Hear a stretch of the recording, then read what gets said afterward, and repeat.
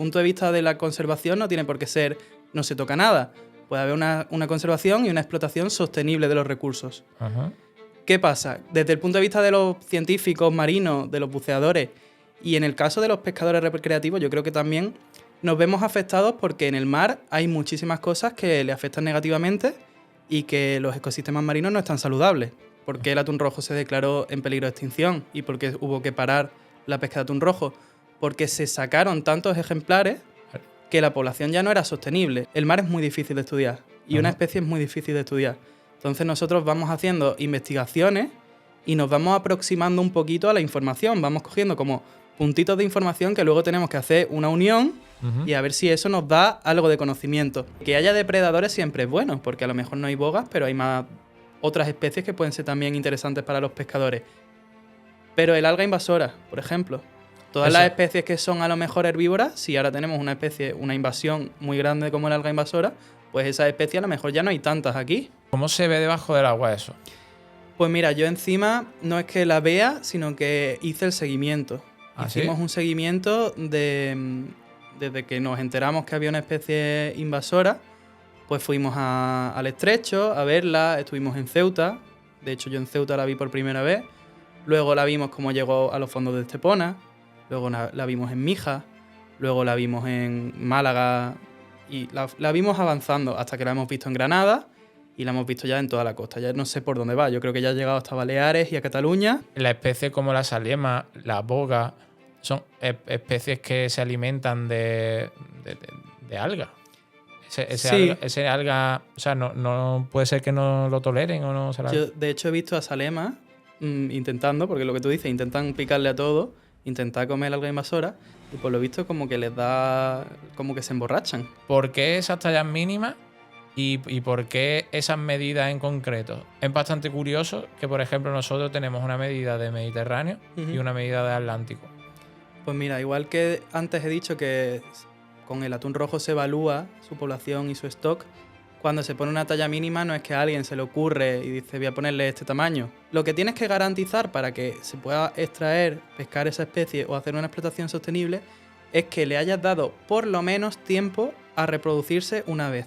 Los meros, la talla mínima del mero, todos los que superen esa talla mínima con casi toda seguridad serán machos. Y también es verdad que puedes adelantarlo un poquito según el estado de la población. Si hay muchas hembras, a lo mejor la que es un poquito más grande, aunque no llegue a esa talla mínima, pasa a macho. Que las especies también tienen su juego y su adaptación. Pero entonces, si estamos pescando todos los machos, ¿no sería eso algo negativo? Buenas, ¿qué tal? Bienvenido a un nuevo podcast más de B-Hooks. Tengo que decirte que hoy es un podcast totalmente diferente. Aquí, cuando yo os hablé que en el 2025 iban a ocurrir cosas, pues cambios y avances en la marca y en este podcast, pues bueno, hoy es otro punto de inflexión. Nos encontramos hoy con una persona que me va a estar acompañando no solamente en este podcast, sino en futuros podcasts, donde hablaremos sobre pues, vida marina debajo del agua. En todos estos podcasts anteriores hemos estado hablando pues, de nuestra pasión, de lo que a mí me gusta, que es la pesca, de todas las modalidades de pesca, excepto algún podcast con Juan Fuente que lo hemos hecho debajo del agua, pero siempre hemos estado desde la superficie, desde fuera del agua, desde la orilla hacia tierra, ¿no?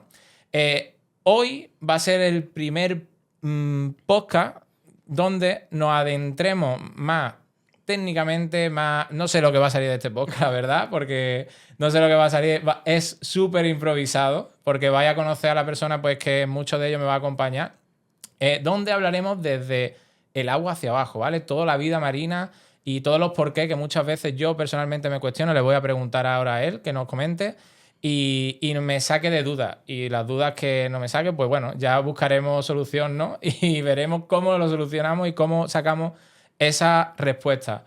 Tengo aquí conmigo hoy a Lolo García.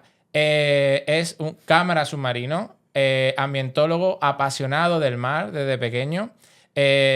No voy a hablar y voy a presentarle porque como él va a estar acompañándome, le voy a decir directamente pues que me cuente ya del tirón, como se lo decimos decir aquí en Málaga, ¿no?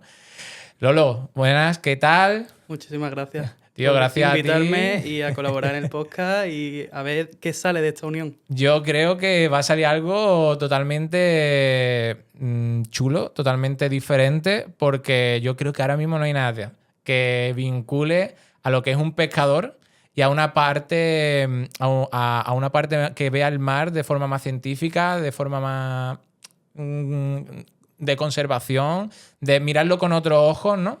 Y yo creo que la misión que podemos tener ambos, tanto tú como yo, es Unir esos dos mundos, ¿no? yo creo que sí, yo creo que sí, que tenemos que unir esos dos mundos y ver que por lo que yo he hablado contigo, por lo que hemos estado compartiendo en ratos fuera de cámara, yo creo que hay mucho trabajo que hacer. Yo creo que no todo es blanco ni todo es negro, hay muchos Para grises. nada, hay muchos grises. En la naturaleza siempre hay muchos grises. Así que yo creo que va a salir un podcast bastante interesante tanto a la comunidad de B-Hooks, que la gran mayoría son pescadores, pero seguramente lo que hablemos hoy, ellos... Les va a interesar seguramente. Vaya, lo que hemos estado hablando, yo creo que hay cosas que nunca se han hablado, hay cosas que nos cuestionamos y que puede causar debate, pero... O incluso mitos y cosas que se creen que son de una manera y luego tienen otra explicación. Correcto. Yo creo que sí, que va a salir un podcast bastante interesante y vamos a compartir un montonazo. Bueno, cuéntale, Lolo, quién es Lolo y por qué el equipo de B-Hooks, en caso persona, por ejemplo, yo he decidido ficharte, ¿no? Para próximos podcasts. Cuéntame un poco quién es Lolo, a qué se dedica, por Pues qué. mira, como has dicho, yo soy cámara submarino Ajá. y de formación he estudiado ciencias ambientales, que es una carrera muy parecida a biología. No soy biólogo, pero ciencias ambientales. Y luego toda la carrera la he enfocado a conservación marina, a biología marina y conservación marina. Ajá. Todas las asignaturas que he podido las he enfocado a trabajos del mar, a especies del mar, a incluso gestión de especies en el mar. Y eso me llevó, desde chiquitito quería yo estudiar eso, pero siempre he sido no un científico puro. Yo vengo de la parte del buceo y de la parte de los buceadores recreativos. Ujú. Y el interés que yo tenía era también pues, por conservar lo que hay, las especies que hay y las especies que veo debajo del agua. Ujú. No quería ser científico simplemente por hacer un estudio o trabajar en un laboratorio, sino porque esas especies, que estén las poblaciones en condiciones, que estén los hábitats saludables, que haya peces para todos, para el consumo, para la conservación, para lo que haga falta. Y eso, toda mi carrera la he enfocado a ese ámbito. Yo desde chico, mi padre era uno de los primeros cámaras submarinos de Andalucía. Ajá. Entonces, digamos que desde que yo nací, y mis hermanos son mucho más mayores que yo, todos buceaban, todos ya estaban en el mundo un poco del mundo submarino. O sea, que tú ya lo tenías ya desde chico, lo mamabas, ¿no? Como aquel que Exactamente. dice. Y de hecho, mi padre había sido, antes de ser buceador, era pescador submarino. Ah. Y mis hermanos hicieron muchos años pesca submarina. Y mi hermano mayor incluso sigue haciendo de vez en cuando, hace sus saliditas de pesca. Ajá. Yo ya como fui, ya te digo, yo me llevo con mis hermanos casi 20 años, entonces fui el último. Y yo ya nací en la época en la que ya teníamos nuestra barquita, nuestros equipos de buceo, y yo ya solo era mundo del buceo. Y nada, yo me crié, pues eso, en esa familia, aprendí a bucear desde muy jovencito, con 13 años. Bueno, yo iba, en la barca me iba con mi padre desde los 8 o 9 años, yo me iba, y si ellos iban buceando, yo me ponía por encima en snorkel a verlos, a ver qué A ver hacían. cómo hacían, ¿no? Y a intentar ver los mismos peces, lo que veían ellos, verlos desde arriba o como pudiese. Y ya cuando empecé a intentar convencerlo a que me enseñase a bucear, entonces con los 12, 13 años, ya un verano dije, mira, pues Ya lo tenías ahí, ya este verano buceo con vosotros. Y me enseñó poco a poco y al poco tiempo pues yo ya era un buzo completamente autónomo con ellos y iba acompañándolos. Y también con una camarita tipo GoPro, pues yo ya me la llevaba y iba grabando pues mi inmersión. Es curioso porque, o sea, ya mi historia también es de pequeño, ¿no? Está ligado al mar. Es verdad que yo no he estado debajo, ¿no? Del agua, pero sí he estado de arriba. A mí me ha tocado la vertiente más de pescador, ¿no? Más de tantear el fondo de otra manera, ¿no? Intentar engañar a los peces, etcétera, etcétera. Pero quiero que me hables un poco, porque siempre que, sobre todo a los pescadores, ¿no? Y hay temas candentes que hablaremos y debatiremos y tal. Cuando hablamos de conservación, lo primero que a nosotros los pescadores hacemos, que ahora, por ejemplo, pues se está haciendo mucha muchas restricciones en zonas de lugares de la costa, ¿no? Que antes no estaba restringido y ahora está restringido, que después entraremos en detalle. Quiero que le explique, porque va a estar mucho tiempo, o esperemos que esté varios podcasts con nosotros grabando y compartiendo conocimiento y sacándole jugo a las personas que vienen al podcast. Cuéntale un poco cómo ves tú la conservación. O sea, ¿de qué forma lo ve la conservación? Pues mira, la conservación podríamos definirla como que los ecosistemas y las especies, en este caso marinas, estén sus poblaciones en niveles saludables. ¿Qué son niveles saludables? Son niveles que la propia reproducción de esas especies y de esas poblaciones hace sostenible su explotación. O sea, el punto de vista de la conservación no tiene por qué ser no se toca nada.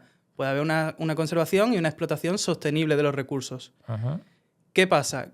Que desde el punto de vista de los científicos marinos, de los buceadores y en el caso de los pescadores recreativos, yo creo que también nos vemos afectados porque en el mar hay muchísimas cosas que le afectan negativamente y que los ecosistemas marinos no están saludables.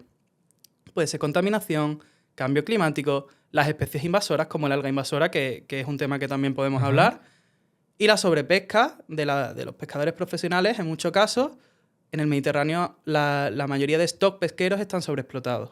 En el mundo se habla que es un 70%, y en el Mediterráneo se puede hablar que hasta un 90%. O sea, que estamos hablando de que nuestras costas están casi llegando al límite o sea, estamos en el naranja rojo. Pues sí, en muchos casos sí. Es verdad que se está haciendo mucho esfuerzo y con mucha gestión de esos recursos pesqueros se está consiguiendo mejorar ese problema, digamos, pero todavía estamos lejos de tener unos ecosistemas saludables centrándonos en el Mediterráneo, por ejemplo. En un océano es verdad que es más difícil porque un océano es más grande y aún así hay muchas especies que están sobreexplotadas, como pueden ser tiburones o especies que estén en peligro de extinción, están sobreexplotadas en todo el mundo. Pero en el Mediterráneo, pues de esas pesquerías, hay algunas que están en bastante peligro. O sea, por ejemplo, ¿qué especie a lo mejor podemos decir que puedas decirnos tú, mira, pues estaba bastante castigada? Pues mira, el caso de lo que hemos hablado tú y yo, el atún rojo. ¿Por qué el atún rojo se declaró en peligro de extinción? ¿Y por qué hubo que parar la pesca de atún rojo? Porque se sacaron tantos ejemplares que la población ya no era sostenible. Eso estamos hablando desde hace 8 o 10 años aproximadamente, ¿no? No sé, yo estoy hablando... He dicho un número como por decirlo. Pues la verdad que no lo sé, porque al final tú piensas que nosotros también, como científicos marinos, el mar es muy difícil de estudiar y una especie es muy difícil de estudiar. Entonces nosotros vamos haciendo investigaciones y nos vamos aproximando un poquito a la información. Vamos cogiendo como puntitos de información que luego tenemos que hacer una unión y a ver si eso nos da algo de conocimiento. Con el atún rojo, por ejemplo, se vio que había muy pocos individuos, no había tantos individuos reproductores y que la población iba cada vez a menos. Entonces, si no se paraba su pesca, pues la población es posible que desapareciese. De hecho, han desaparecido muchas especies y hay muchas especies en peligro de extinción que están a puntito de desaparecer porque no se ha hecho esas paradas a tiempo a que se recupere. Y también una buena noticia puede ser eso, que se está haciendo bien y que la población de atún rojo a lo mejor se está recuperando. Sí, hombre, ahí te quería yo preguntar, porque yo como pescador, aquí como estamos haciendo el punto de inflexión, ¿no? Que como pescador siempre, y lo he sacado en otros podcasts, hablando creo concretamente con Juan Martín, que de aquí le mando un saludo, le hice esa pregunta. Le dije, ¿cree que hay sobrepoblación de atún rojo? En lo que nosotros mucho le decimos en el estrecho, ¿sabes? En el estrecho de Gibraltar, etcétera, etcétera. Y ahí salieron varias hipótesis, ¿no? Varias hipótesis que también lo hemos comentado fuera de cámara.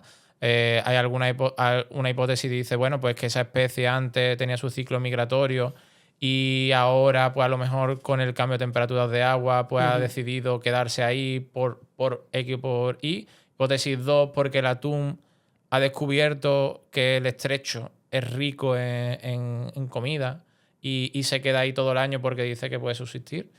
No sé, ¿tú cómo lo ves desde la parte de agua hacia abajo?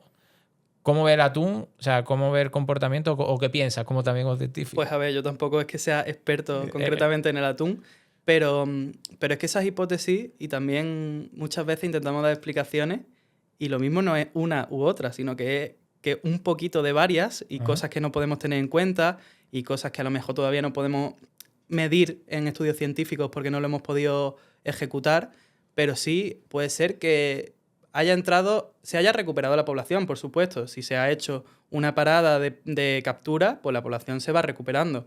La capacidad de los ecosistemas marinos tiene una capacidad de recuperación de 5 veces más lo que nos podríamos imaginar. O sea, se va multiplicando el número de ejemplares y la biomasa que usamos muchos, que digamos que sería el peso total de una población.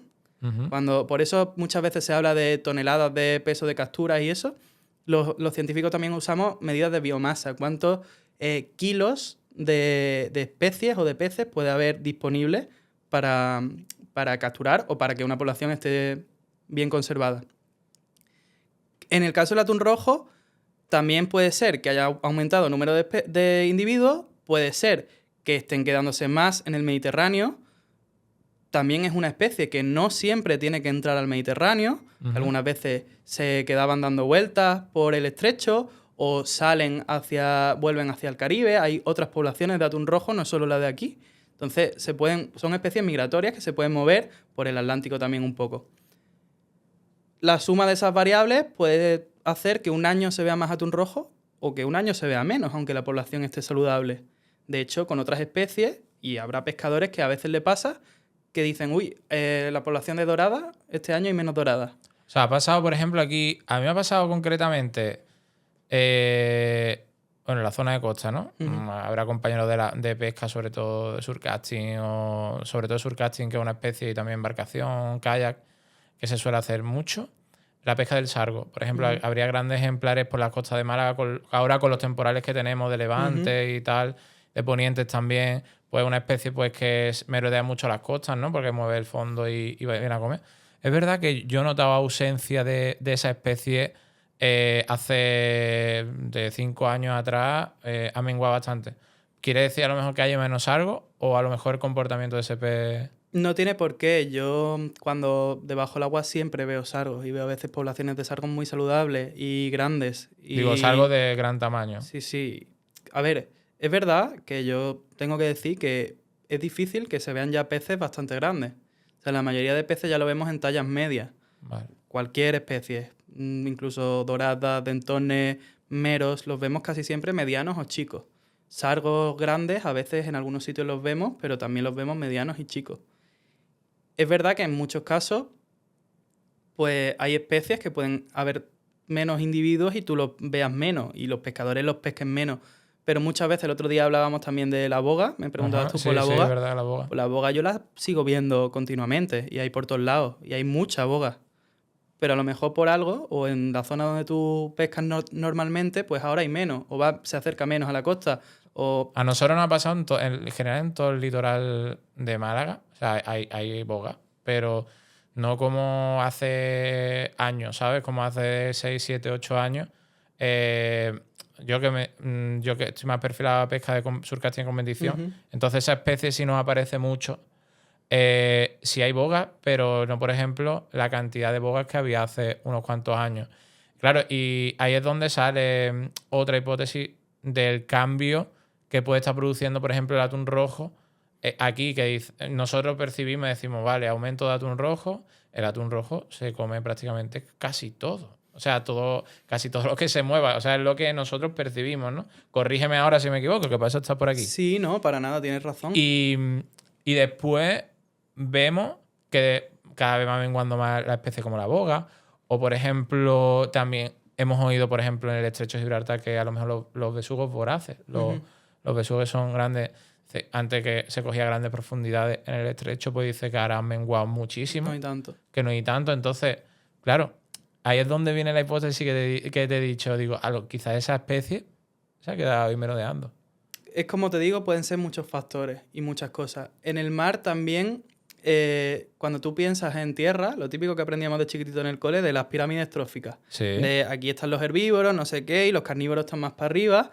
Los depredadores, que digamos, pues el atún rojo, como tú dices, se puede comer todo, pues está arriba. Y pensamos que va a haber menos atún rojo, y si hay más atún rojo, va a comerse de lo de abajo.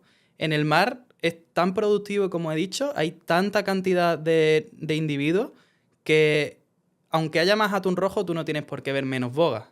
No es algo que tú vayas a concluir inmediatamente. Pero si le vas sumando otros factores, que bueno, que haya depredadores siempre es bueno, porque a lo mejor no hay bogas, pero hay más otras especies que pueden ser también interesantes para los pescadores. Pero el alga invasora, por ejemplo, todas Eso. las especies que son a lo mejor herbívoras, si ahora tenemos una especie, una invasión muy grande como el alga invasora, pues esas especies a lo mejor ya no hay tantas aquí. ¿Cómo ha afectado, ya que has sacado el tema de la alga invasora, Lolo, cómo se ve debajo del agua eso? Pues mira, yo encima no es que la vea, sino que hice el seguimiento. ¿Ah, Hicimos sí? un seguimiento desde que nos enteramos que había una especie invasora, pues fuimos al estrecho a verla, estuvimos en Ceuta, de hecho yo en Ceuta la vi por primera vez, luego la vimos como llegó a los fondos de Estepona, luego la vimos en Mijas, luego la vimos en Málaga y la vimos avanzando hasta que la hemos visto en Granada y la hemos visto ya en toda la costa. Ya no sé por dónde va, yo creo que ya ha llegado hasta Baleares y a Cataluña ¿Ya ha llegado? y por el otro lado ha subido todo Portugal. Madre mía. Y es posible que haya llegado a Galicia o haya dado incluso la vuelta. Entonces es un problema verdaderamente grave. De hecho, los dos grandes problemas para la biodiversidad, para las especies marinas. Ajá. El primero es la destrucción de hábitats. Que Cuéntame un poco de eso, porque el alga invasora, según lo hablé yo también con Juan, él me comentó que eso asfixia digamos, todo lo que posa ese alga, sí, lo que hay debajo lo mata directamente. pues eso es lo que te estaba diciendo. El primer problema es la destrucción de hábitats, que quiere decir que te cargas todo. O sea, eso es lo peor, que obviamente si te cargas todo ya no hay nada. Y el siguiente son las invasiones. El segundo problema es que se cargan más especies y más biodiversidad marina. ¿Por qué? Porque esas invasiones cubre todo el fondo. Si cubre todo el fondo, las algas autóctonas no tienen espacio. Porque además las especies invasoras siempre son mejores. Crecen más rápido, crecen en peores condiciones. Para ellas a lo mejor crecen mejores que las de aquí. Ajá. Un rango de profundidad y de temperatura increíble, porque la hemos visto desde 0 metros hasta 40. Asentada, porque creo que en el podcast con este hombre hablabais de cuando está suelta, cuando llegan los Sí, temporales y demás. correcto, efectivamente. Pero es que eso es una consecuencia. Es que debajo del fondo está mucho peor. Está lleno el fondo de ese alga invasora. Por eso digo que a veces lo que se ve desde fuera no es lo mismo que lo que vemos desde abajo. Yo entiendo que puede haber a lo mejor, por poner el ejemplo, menos bogas porque no tienen dónde comer. Puede ser también ese factor, ¿no? Ujú. Además que encima este alga, porque si dijese, mira, es un alga que las especies de aquí se lo pueden comer, pero tiene sustancias químicas que no les gustan y que Por las especies ejemplo, de aquí no se lo comen. La especie como la saliema, la boga, son especies que se alimentan de alga. Sí. Ese alga, bueno, se alimentan de todo lo que le eche, ¿no? Porque son especies que se Sí. comen prácticamente, que no son escrupulosas, ¿no? A la hora de alimentarse. Pero ese alga, o sea, no puede ser que no lo toleren o no se la... Yo, de hecho, he visto a Salema intentando, porque lo que tú dices, intentan picarle a todo, intentar comer alga invasora, y por lo visto como que les da, como que se emborrachan. Madre mía, o sea Por que esas sustancias químicas ¿sí? que tiene el alga, como que le sientan mal, y he visto salemas así nadando como en vertical, como si estuviesen O borrachas. sea, que a lo mejor especies, por ejemplo, es verdad que yo he visto algunas salemas que se quedan así como atontadas por la orilla, puede ser que haya comido alga invasora. Puede ser, puede ser. O sea, que eso tiene como sustancias químicas que le hacen... Sí, eso, como digo ya, vamos a ir enlazando con temas que podríamos traer a gente que sepa, expertos Sí. de la invasora, y nos hablen un poco de esa sustancia. Bueno, vamos para ver. Porque yo- Chicos, ¿queréis que venga gente a hablarnos de la alga invasora? Pues dejadnoslo aquí en comentarios. Y intentamos, bueno, Lolo, ya te encargas tú. Porque Sí, ya buscaremos a alguien. buscaremos a alguien que nos hable de la alga invasora y que nos profundice, que nos dé más por qué de qué es lo que está ocurriendo y por qué hay más especies, menos especies. Porque, por ejemplo, lo que me estás contando tú, tío, yo me he quedado... no lo sabía. Sí, al final la conclusión es esa, que para cualquier problema o cualquier cosa que vemos no es solo un factor, si son la suma de muchos. Entonces, que tú veas menos una especie no concluye directamente que haya más atún rojo o sobrepoblación de atún rojo, sino que pues por todos los factores a lo mejor la ves menos. O a lo mejor no simplemente tú la ves menos, pero yo la veo debajo del agua. O sea que... Y otra pregunta, ya voy hilando, tema de la alga invasora, que ya profundizaremos en un podcast, sí, seguramente. Ya le daremos como una hora hablando de eso.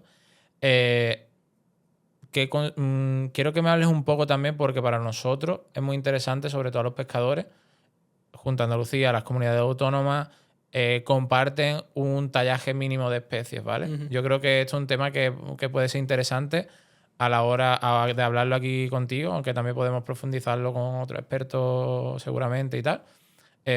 ¿Por qué esas tallas mínimas y por qué esas medidas en concreto? ¿Sabes? Porque a lo mejor, no sé, por ponerte un ejemplo, es bastante curioso que, por ejemplo, nosotros tenemos una medida de Mediterráneo y una medida de Atlántico. Sí. Es decir, por ejemplo, la Herrera aquí se captura con talla mínima 21 centímetros y en el Atlántico estamos hablando de Herreras, pues que a lo mejor puede medir 17 centímetros o 15, no sé, me lo estoy inventando, pero eso es mucho menor. ¿Por qué?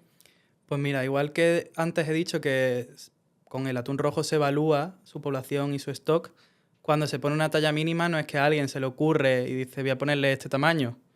Eso se hace un estudio para empezar se estudia a las especies qué tallas tienen normalmente, tallas medias, digamos. O sea, cuánto tú coges 100 de lo que quieras y cuál es más o menos la talla media de esa especie. Pero la talla mínima no es tanto en base a eso, sino lo que tienes que garantizar para que se pueda extraer, pescar esa especie o hacer una explotación sostenible es que le hayas dado por lo menos tiempo a reproducirse una vez. Vale. Por lo menos. En algunos casos puede variar. Pero entonces, cuando el pez ha llegado a esa talla mínima, tú sabes que hasta el 50% o el 70% de los individuos en esa talla se han reproducido una vez. Vale. ¿Qué quiere decir? Que si tú has cogido a ese pez, vas a estar prácticamente seguro que se ha reproducido y si se ha reproducido, vas a tener más de esa especie. Si tú lo pescas por debajo de esa talla mínima y no se ha reproducido y te llevas a todos, no hay nadie que se pueda reproducir. Después hay cosas que eso ya... O sea que cada especie, por ejemplo, tiene, digamos, su etapa de maduración. Exactamente. Por ejemplo, que, no sé, como te he comentado antes, el caso de la Herrera, pues puede ser que a lo mejor desde que nace te necesita un año a la hora hasta que pueda reproducirse. Por ejemplo. ¿No? El sargo a lo mejor 2 años. Sí, las edades no lo sé y a lo mejor no necesitan tanto tiempo. Crecen al principio más rápido y luego crecen más lento. Pero es cierto que que cada especie tiene su talla mínima y tiene su punto donde se reproduce. Y eso para estudiarlo es complicado porque hay que coger a los individuos hembras con el porcentaje de... ver en los ovarios de las hembras el porcentaje de huevos que hay fecundados y son unos estudios complejos que también en el futuro con alguna especie algún experto nos podría contar de cómo se hace el trabajo ese. Pero es que encima hay una componente añadida, que hay especies que nacen como hembra y se pasan a machos, y especies que nacen como machos y se pasan a hembras. Entonces, si tú estás pescando por debajo de una talla mínima, a lo mejor te estás llevando todos los machos de una especie, o por encima todas las hembras, que eso también ahí pues hay complejidades, como puede ser con los meros y demás. Para ahí, por ejemplo, los meros, la talla mínima del mero, todos los que superen esa talla mínima, con casi toda seguridad serán machos. O sea, el mero empieza hembra, ¿no? Empieza hembra, creo, si no me equivoco. Pero creo que empieza hembra y luego se convierte en macho. Y también es verdad que puede adelantarlo un poquito según el estado de la población. Si hay muchas hembras, a lo mejor la que es un poquito más grande, aunque no llegue a esa talla mínima, pasa a macho. Que las especies también tienen su juego y su adaptación. Pero entonces, si estamos pescando todos los machos, ¿no sería eso algo negativo? Hombre. Yo creo que si pescamos a los machos, digamos, tendríamos más reproducción porque tendríamos a las hembras las que reproduce, ¿no? Sí, pero si te llevas a todos los machos... No la pueden fecundar, ¿no? No hay nadie que la fecunde. Claro. Entonces, con algunas especies hay particularidades. Y por eso ahí también entra la figura de no solo una talla mínima como unidad de gestión y de conservación, sino zonas donde esas especies puedan superar la talla mínima y la capacidad por ejemplo, de una hembra que supera con creces la talla mínima o de un macho que supera, que son ya grandes, la capacidad reproductora se multiplica por muchísimo. Vale, y eso es otra pregunta que te voy a hacer. Lolo, por ejemplo, es importante saber... te voy a poner un ejemplo muy sencillo, ¿vale? Nosotros, me voy al pescado de surcasting o me puedo ir al pescado de kayak. Te voy a decir especies, ¿vale? Por ejemplo, la dorada, ¿vale? Vale. Pescado, la reina del surcasting. La lubina, la reina del spinning, ¿vale? El dentón o el pargo, ¿vale? Que son especies, son los reyes, digamos, las reinas y los reyes de la pesca de embarcación o de kayak, ¿vale? Sí. ¿Cómo debemos de tener conciencia o mira a la hora de qué época lo capturamos? Porque sí es verdad que hay épocas de cuando ellos se están reproduciendo y tal, que son su época de frenesí, por así decirlo, que el pescador, nosotros miramos la pieza, ¿no? Sabemos, decimos, bueno, pues marzo, abril, mayo, septiembre, octubre y noviembre, pues solemos capturar suelen aparecer las doradas más grandes. ¿Cuándo se podría aquí informar por lo menos cuándo se puede capturar en gran tamaño pero que no se haga que haya soltado, por ejemplo, la hueva? Pues eso también se hace. En algunos casos, algunas especies tienen épocas de veda. Vale. Que tú en la época reproductora no la puedes capturar.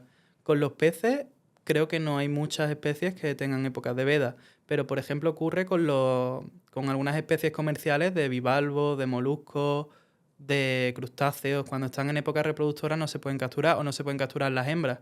Por ejemplo, algo muy que todo el mundo conoce, las langostas o los centollos. Ajá. Si es una hembra y le das la vuelta y ves las huevas, hay que devolverlos. De hecho, hay mucha gente que no pesca hembras de esas especies, solo se llevan machos. Vale. Pues ese es un ejemplo y una de las medidas que se podría hacer. Con los peces es verdad que no es tan común que haya esas épocas de veda, porque está ya, también porque no se le puede poner 10 medidas de gestión al pescador. Tiene que entender una y interiorizarla. Puede ser la talla mínima, que ya esa la tenéis todos interiorizado. Tenéis vuestras reglas, tenéis vuestras... Ya no las reglas. Yo te traigo una dorada y tú a lo mejor de vista ya sabes más o menos cuánto mide. Sí, ya, por ejemplo, a ver, yo te hablo un poco de la parte del pescador y cómo lo vemos, ¿no? Cómo lo veo yo. Es verdad que no todos cumplen porque hay mucha gente, pues yo creo que sus primeras veces yendo a pescar, sus primeros peces, la ilusión, pues yo me lo llevo, ¿no? Pues tampoco, yo creo que también este tipo de contenido ayuda a esas personas que están empezando, pues que capturen eso, que capturen esa especie, la que capture, si es pequeña, que le den la suelta. ¿Por qué? Porque probablemente esa especie nos dé lugar, ¿para qué? Para que, por ejemplo, no sé, de esa especie cuando esté en edad reproductora y suelte sus huevas, pues pueden salir de esa especie 200, 300, 400, 500 nuevas especies, o sea, nuevos ejemplares, ¿no? Es que hay que entenderlo así. Claro, entonces yo creo que cuando a nosotros se nos explica eso, ¿sabes? Y no decir, nosotros siempre lo que decimos es, suelta lo que es muy pequeño, ¿sabes? Suelta lo que es muy pequeño, sí, pero el por qué. Ya, pues, hombre, yo creo que ya muchos pescadores estáis acostumbrados a hacer captura y suelta. Sí, la verdad que sí. Pero yo creo que para esos pescadores noveles que están empezando, que tienen esas ganas de, mira, me lo querría llevar porque es mi primera dorada, aunque sea chiquitita o mi primer mero y un mero súper chico. Yo lo que les recomiendo es que digan, mira, te voy a devolver hoy, voy a seguir con mi afición de pesca y ya te capturaré. Claro. Aunque sea idílico, pescaré el mismo cuando sea más grande. Pero esa es la filosofía que hay que tener, que es que tienes que dejarlo que sea una pieza de verdad grande, que es lo que también el objetivo de la pesca, que sean piezas o trofeos de verdad que merezcan la pena.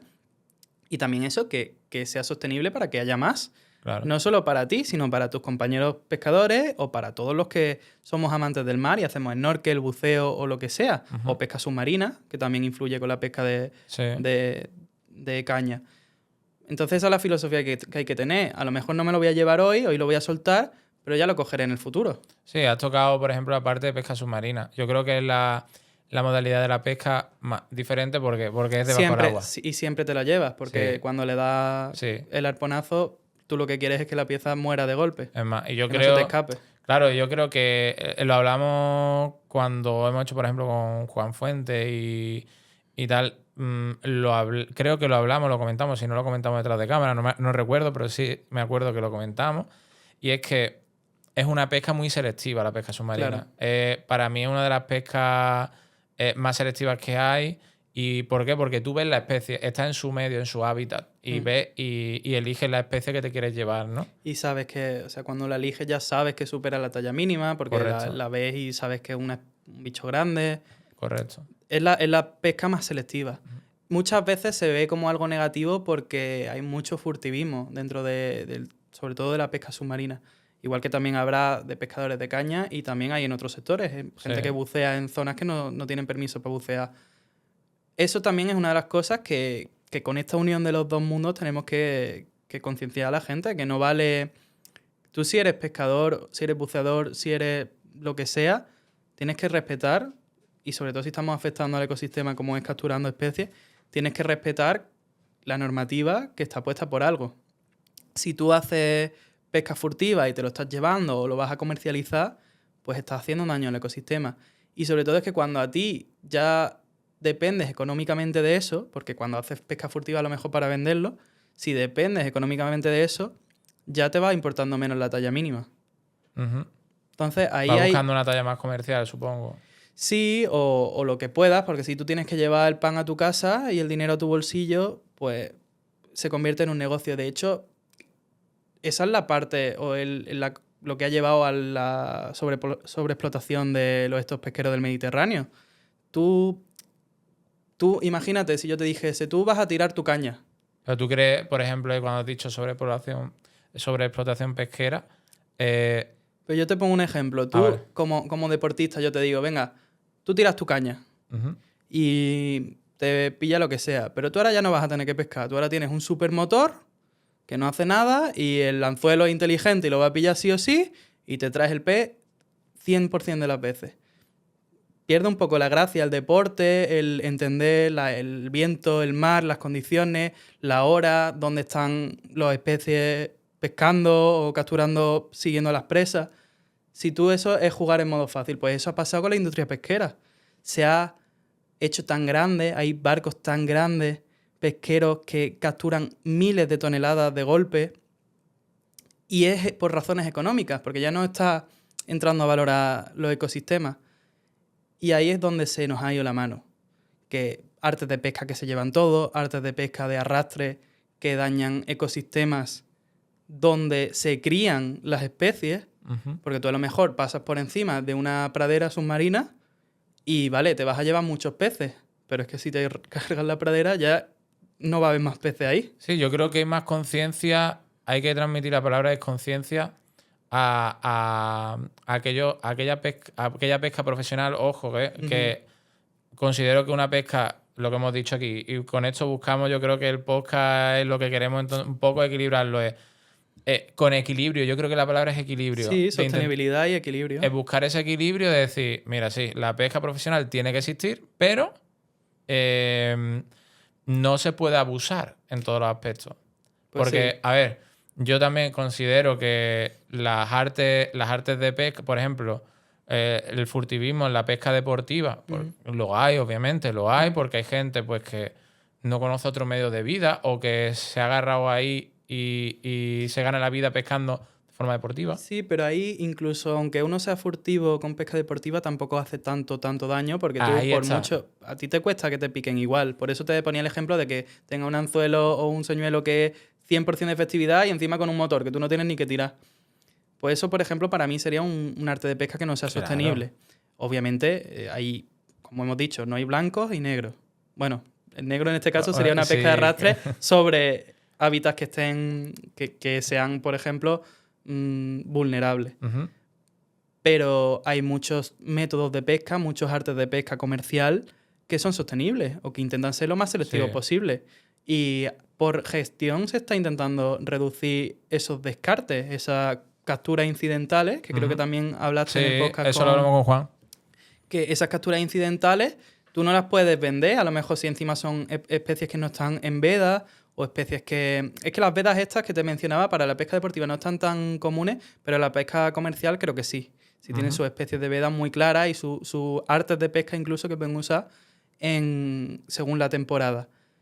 Entonces, si se hiciese bien con artes de pesca selectivo y capturando la cantidad de peces o de cualquier especie que esté sostenible, estudiada por los científicos, pues no habría ningún problema.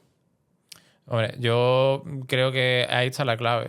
O sea, creo que y con Juan me lo decía lo que hacían en la Poniente, y eran que utilizaban mucho el pescado de descarte.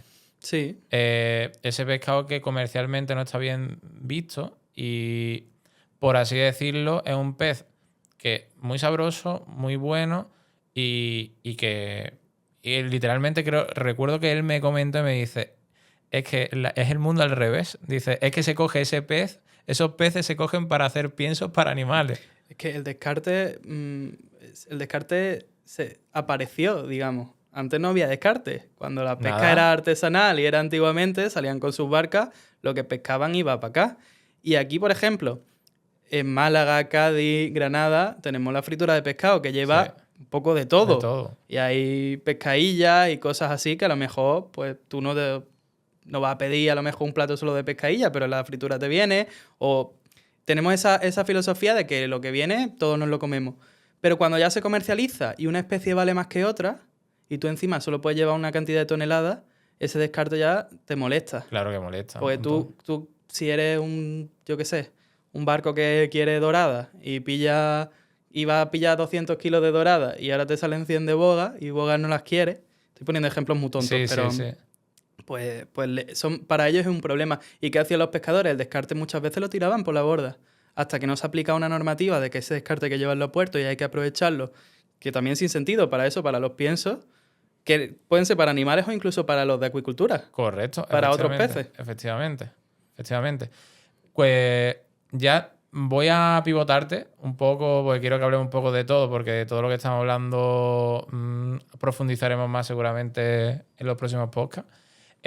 Lolo, ¿qué es lo que verdaderamente tú que estás debajo del agua y pasas mucho tiempo debajo del agua y por tu mirada o por tu forma de ver el mar de manera científica, qué es lo que verdaderamente a ti te alarma más?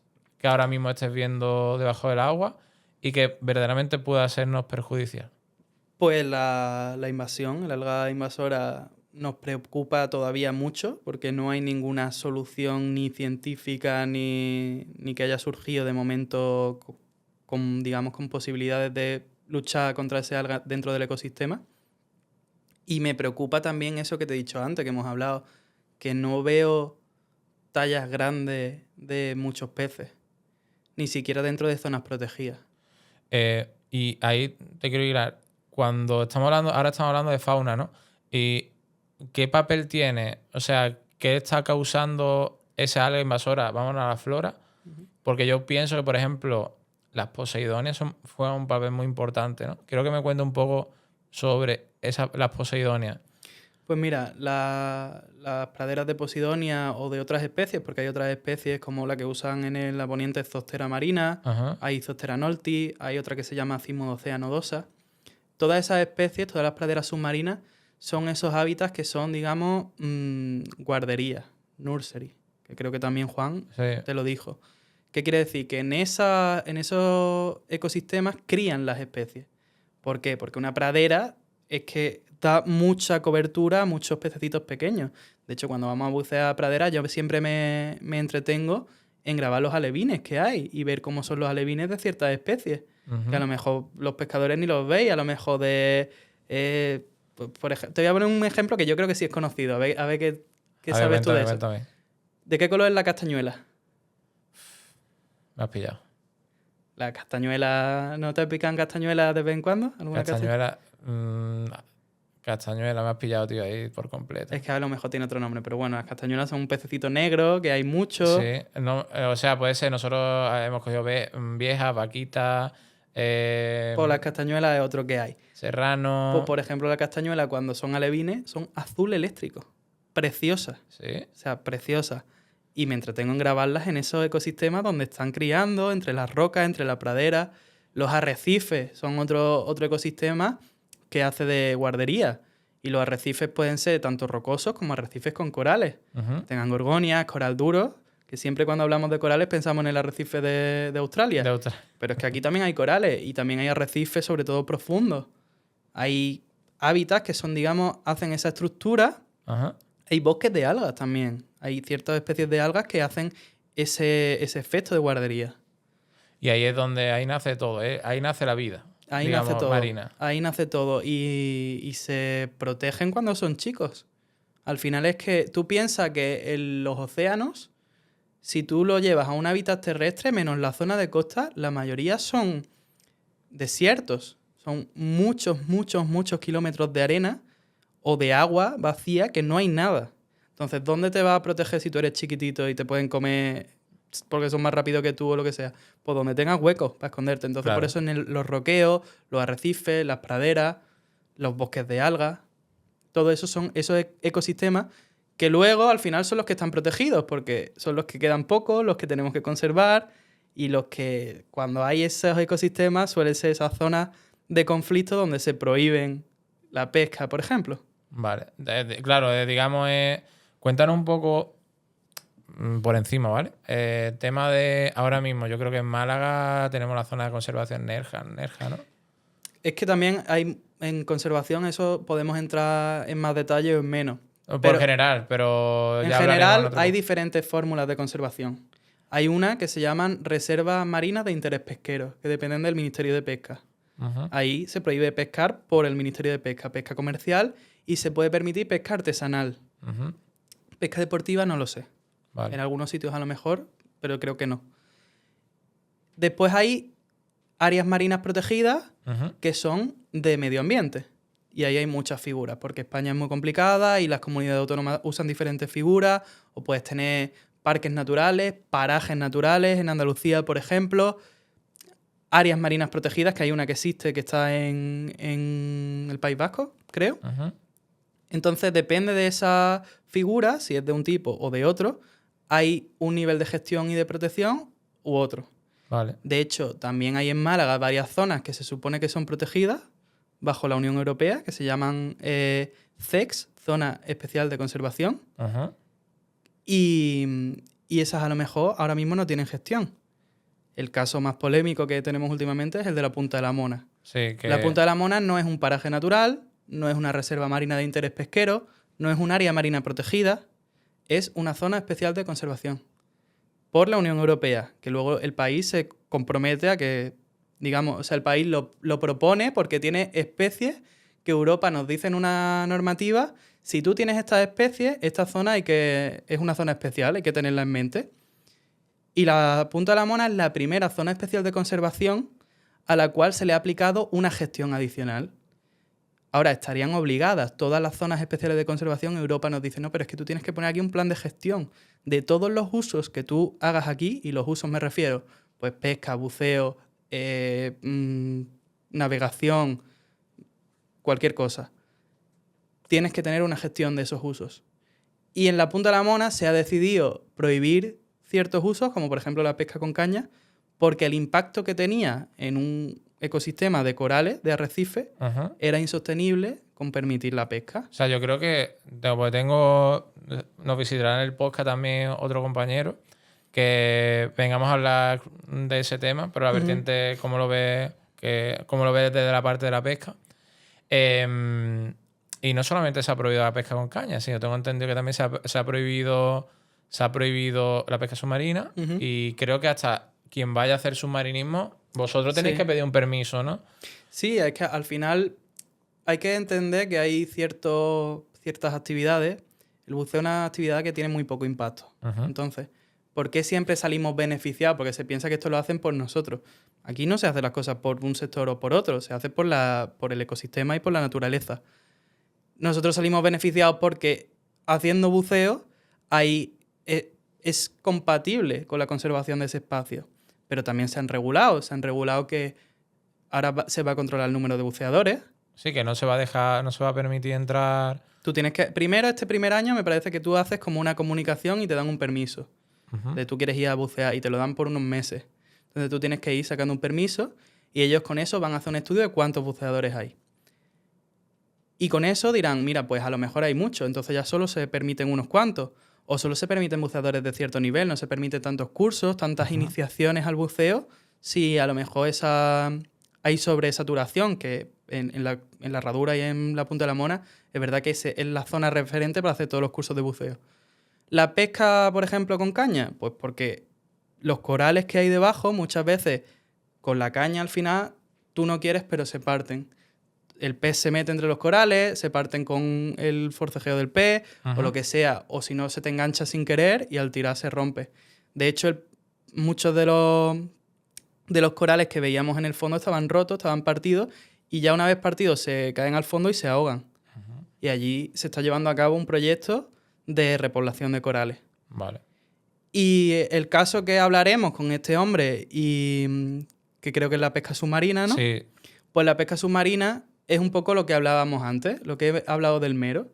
Si tú pescas a todos los meros, vas a pescar a todos los machos, a menos que tengas a lo mejor una zona de protección donde ahí las especies son grandes. Y esas especies grandes se reproducen y dan para todos los alrededores. Entonces, aunque se proteja esa zona y se prohíba la pesca en esa zona, gracias a eso tú vas a tener meros a lo mejor en otras zonas. Y yo entiendo su frustración porque esto se ve a medio y largo plazo. Porque tú dices, vale, aquí yo iba porque a lo mejor había tal especie y luego me voy a otro lado cercano y no veo eso. Pero cuando esté funcionando como área marina protegida la Punta de la Mona, como que se una también al poder de protección que tiene Mar o Cerro Gordo, pues darán peces para gran parte de los alrededores. Yo creo que es totalmente coherente lo que estás poniendo.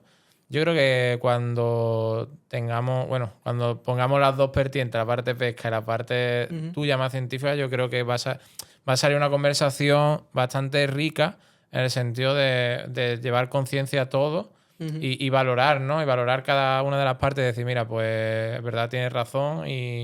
Pero muchas veces, no solamente en la pesca, sino en la vida en general, todo el ser humano lo queremos todo ya, rápido. Sí. Y hay cosas pues que no son así, ¿no? Entonces, pues habrá que llevar un consenso y por lo menos entenderlo, ¿no? También tú piensas que muchas medidas de gestión de la naturaleza en tierra son muy complicadas. Imagínate en el mar. Pues en el mar, tío, eso es, ya ves tú. A los pescadores, por ejemplo, vosotros de caña, pues es muy fácil porque estáis desde fuera. Pero a los buceadores, los pescadores submarinos, ¿tú cómo sabes que hay 10 o 20 en el agua? ¿O tú cómo sabes que, yo qué sé, Sí, que no es puedes muy contabilizarlo. difícil gestionar algunas cosas? Y ahí, entre comillas, todos somos víctimas. Los buceadores y los pescadores submarinos muchas veces somos víctimas los dos de que en algunas zonas no se nos permita ni pescar ni bucear. ¿Y por qué no? Porque no tienen la administración las herramientas de gestionarlo. Y a veces es más fácil eso. Hacer una prohibición o una regulación, que las prohibiciones no tienen por qué ser para siempre. Que muchas veces se piensa eso, lo queremos para allá y yo quiero pescar allí mañana. Lo mismo, esa prohibición dentro de unos años se empieza a permitir. Claro. Pero es complicado también desde el punto de vista de los científicos, de la administración, hacer todos esos estudios y encima que la gestión todo el mundo estemos de acuerdo. Sí.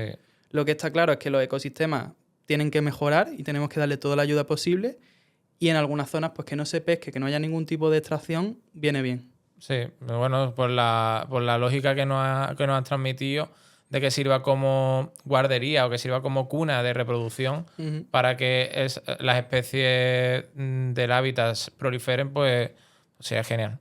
Bueno, Lolo, esto no tenemos nada preparado porque todo esto está improvisado, pero Bueno, vamos, como vas a ser compañero mío de hablar temas no solamente de pesca, ¿qué temas podemos traer así? ¿Sobre qué temas podemos hablar? En los próximos podcasts, para la gente que no está viendo, nos dirá, bueno, ¿qué temas vamos a traer aquí a hablarle y qué tal? Hay especies bastante interesantes que no que se pescan menos, ¿no? Pero yo pienso que son interesantes de hablar porque no solamente al pescador, sino a la gente que le encanta el mar, yo creo que podemos hablar.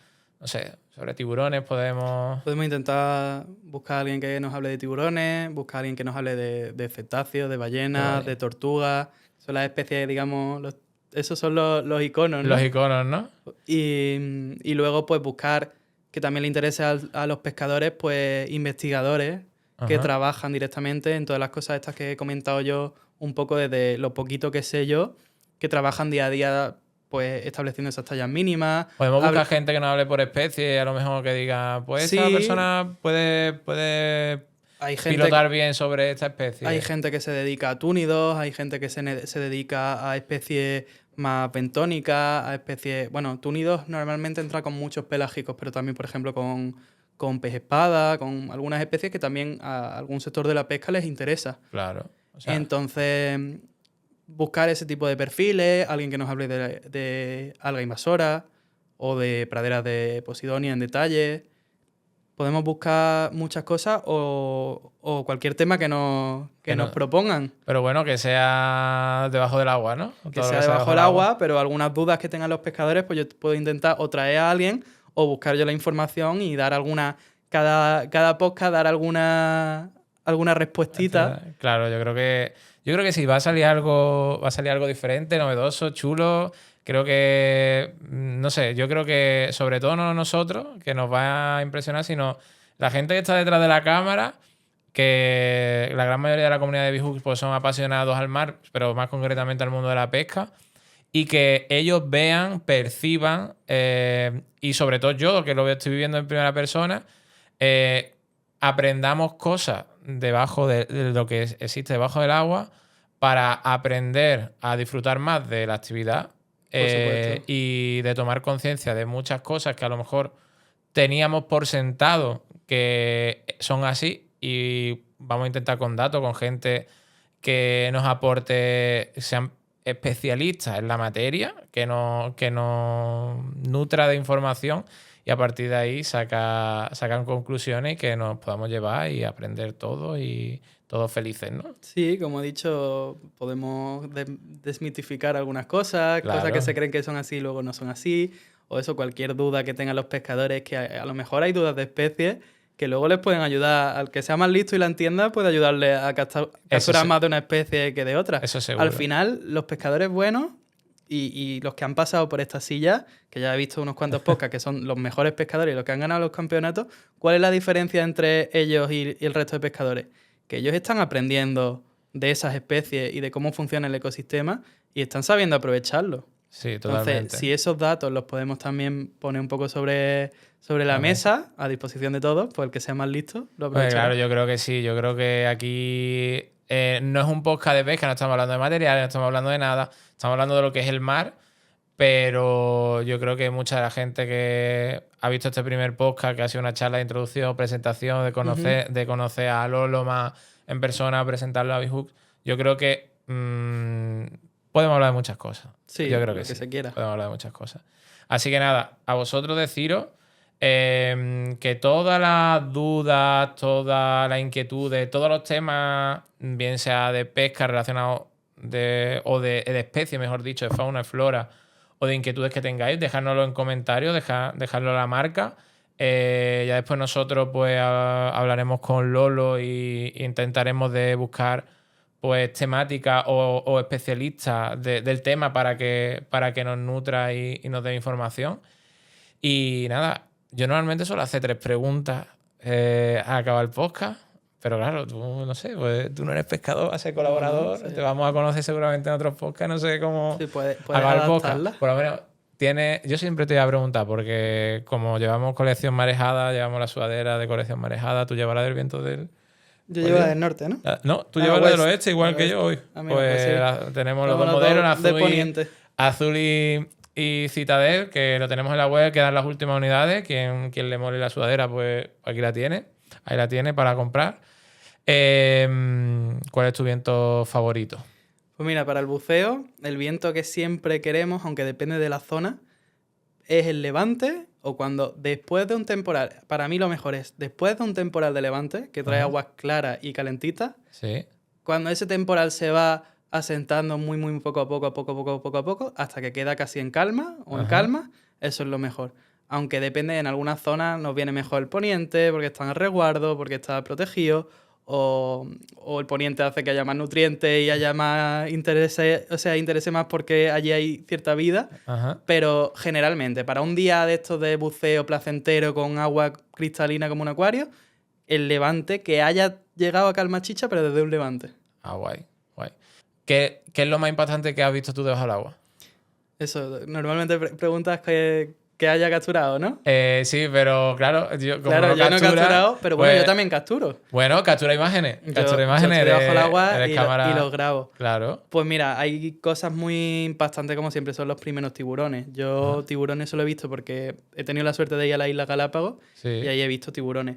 Pero después especies protegidas que a lo mejor son muy difíciles de ver y cuando las encontramos por primera vez y grabarla bien y poder usar esa información o esas imágenes para ponerlas en valor, como pueden ser caracolas gigantes o mejillones gigantes, algún tipo de invertebrado, de coral, de lo que sea. ¿Qué especie, y ya hecha la última, qué especie ha sido la que te ha impresionado más o te haya entrado cosquilla en el estómago cuando tú has estado? Por aquí, por el Mediterráneo. Mira, por ejemplo, que eso hablaremos también a lo mejor en otro podcast, de reservas marinas, por ejemplo, Cabo de Palos, en Ajá. Murcia, es una de las mejores reservas marinas de España. Allí los meros dan susto. Sí. Allí los meros sí son grandes, muy grandes, más grandes que una persona. Madre mía. Y la primera inmersión que hice yo en Cabo de Palos, porque claro, yo estaba acostumbrado a las áreas marinas protegidas de aquí, que lo que te he dicho es lo que veo, cosas a lo mejor pequeñitas y eso. Y llego allí, bajamos, encima era un día que era en invierno, en noviembre creo que estuve, no había muy buena visibilidad, y bajando por el cabo, llego abajo y lo primero que veo es un pulpo así de grande. Ajá. Pues yo me voy con mi cámara a grabar el pulpo así de grande. También un pulpo que impresionaba. De esto es que tú debajo del agua te acercas. Sí, y lo ves como el doble. Y cuando te acercas, dices, bueno, un poquito más para atrás, por si acaso. Porque el pulpo te va a coger la cámara y algunas veces. Y ahora estoy grabando el pulpo, que no es lo que más me impresionó. Y empiezo a escuchar. Y era mi hermano señalándome hacia el azul. Y veo una sombra de un mero de a lo mejor 2 metros, el doble de grande que nosotros, mirándonos así, tranquilamente. Y ahora toda la inmersión es con meros así de grandes. Y es increíble, dentones, espetones, de todo. Peces limón hay allí muchísimo. Y la serviola. Sí, o el pez limón, no sé cómo sí, a veces pez lo limón, llaman. serviola, de las dos formas. Y también en Cabo de Palos, una de las cosas que más me impactó fue un pez luna. Que esto fue en otro viaje, pero coincide que fue allí. Un pez luna gigante. Un pez luna que imagínate, si el mero suelen ser de 2 metros, tú veías el mero y el pez luna era como 3 o 4 veces más.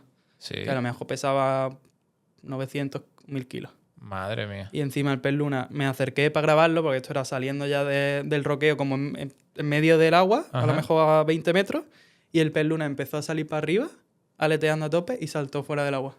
¿Sí? Flipante. Fíjate que yo a ese pez siempre lo concibo muy lentito. Pues no sé, aceleró y algunas veces saltan. ¿Sí? Sí. Pues mira, no lo sabía. Qué guay. Así que esas pueden ser a lo mejor... O las hazañas, ¿no? Bueno, ya irán Momento. saliendo algunas seguramente en algún que otro podcast. Pues nada, Lolo, tío. Bienvenido al podcast de Bhooks. Muchas gracias. No te voy a despedir, bienvenido. Seguramente como te vamos a ver más veces. Y nada, vamos a cerrar el podcast, ¿no? Yo creo que hemos hablado de todo un poquito, hemos dado introducción de hasta dónde podemos llegar. Hay cosas que se nos ocurran de forma espontánea que irán saliendo. O que nos vayan preguntando. Así que nada, chicos, chicas, chicos, gracias por llegar hasta aquí. Espero que este podcast con Lolo, que va a estar acompañando también, vuelvo a repetir, en próximos podcasts, pues te haya gustado, te haya servido, hayas aprendido. Y nada, si no estás suscrito, suscríbete. ¿Por qué? Porque te va a llegar toda la información y de todos los podcasts que vayamos subiendo. Y nos vemos en el próximo, ¿de acuerdo? Así que nada, un saludo. Hasta la próxima. Hasta la próxima.